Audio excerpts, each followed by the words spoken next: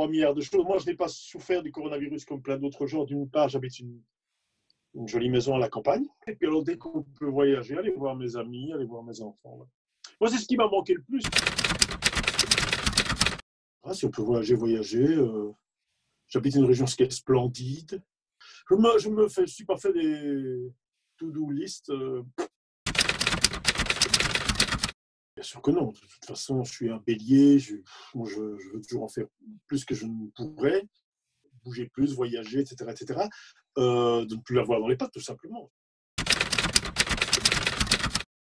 Moi, je suis une éponge, je m'alimente de ça pour des scénarios futurs. Et sinon, des anecdotes très private. Tout d'un coup, une de nos chiennes qui est tombée folle amoureuse des feux dans la cheminée. On fait souvent des feux, c'est très agréable le soir.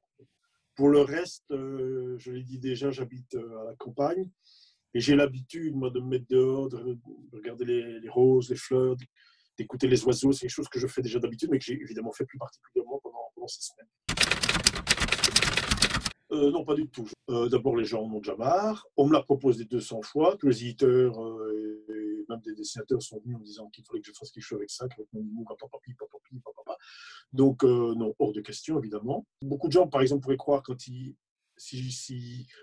viens de terminer un scénario vraiment très, très lourd, très probant, très dur. Ils vont peut-être croire que c'est parce que je traverse une période probante et dure de ma vie. Absolument pas. Il y a toujours un décalage. Non, je ne pense pas m'inspirer de ça. Je suis plutôt dans une période où j'ai envie de faire des choses joyeuses, bondissantes, enthousiastes. Je pense que les gens ont besoin de rigoler, les gens ont besoin de rêver, de belles histoires, comme on dit, avec des beaux sentiments. Les lettres du COBU se rallient d'ailleurs à l'avis de l'Organisation mondiale de la santé, qui estime qu'au mieux, il faut envisager une rentrée scolaire, au mieux en septembre, et encore, sans doute une rentrée échelonnée où on ferait rentrer les gens par résultats scolaires. Donc on ferait d'abord rentrer les meilleurs résultats scolaires, par exemple Léonie Gratin, elle rentrerait seule, voilà. Alors, le premier trimestre, elle serait seule à l'école avec Monsieur Latouche, évidemment. Au deuxième trimestre, on peut faire rentrer les seconds couteaux, hein, ceux qui ont dans les 80%. Et puis alors, on fait rentrer, mais toute fin juin 2021, 2-3 jours avant les vacances, là, on peut faire rentrer le reste de la classe. C'est une politique que partage le directeur de l'Organisation mondiale de la santé, et ils sont en train de se réunir, ils sont en train de se réunir avec divers gouvernements pour essayer d'imposer cette mesure qui, à mon avis, est du simple bon sens.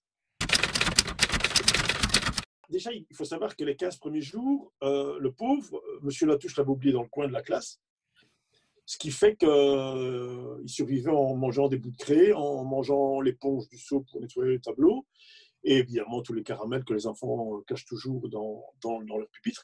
Mais heureusement, la directrice était venue faire un petit tour malgré le confinement, elle l'a libéré, et depuis, il ne veut plus entendre parler de l'école. D'ailleurs, l'autre jour, je l'ai eu aussi par Zoom, comme ça, et ça va du coup, qu'est-ce que tu racontes de bon? J'ai dit, ça ne te manque pas trop l'école, un peu, tout ce que tout le monde se dit. Les quoi? Il ne savait même plus ce que c'était. Il ne sait plus ce que c'est. Il a oublié. Non, l'avantage qu'il a, c'est que M. Latouche étant tellement ringard, il ne sait pas utiliser ni WhatsApp, ni Zoom, ni FaceTime, ni Skype, ni quoi que ce soit. Donc, il en a encore envoyé par courrier des devoirs et des leçons. Et malheureusement, le courrier s'égare. Il n'arrive jamais au domicile des Ducobu. On ne sait pas pourquoi.